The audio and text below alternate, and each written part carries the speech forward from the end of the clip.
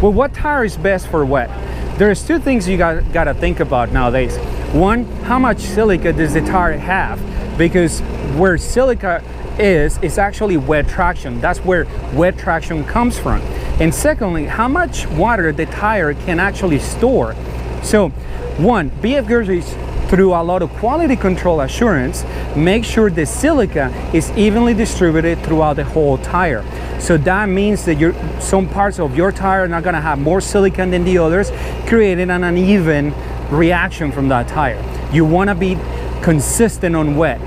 Wet, smooth, consistent tires give you the best comfort, the best traction you ever get on wet grounds.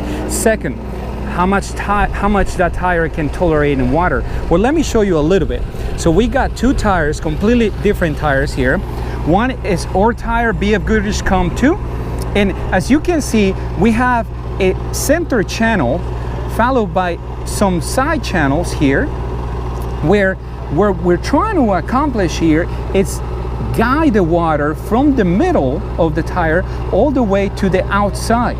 We also have some other storing channels. We store water here or snow, depending, not here in Florida, of course, but we're going to store some of that water here. But think about it, we're thinking about proactively trying to guide the water from the middle to the outside.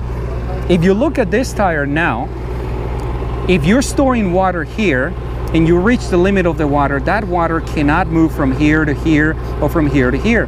There's not true passage. Also, imagine this tread block. If you reach the limit of water here, the water can barely move from one side to the other side. There is no true guidance for the water. Just once you reach the total amount of storing water in each groove of this tire, you will start hydroplaning.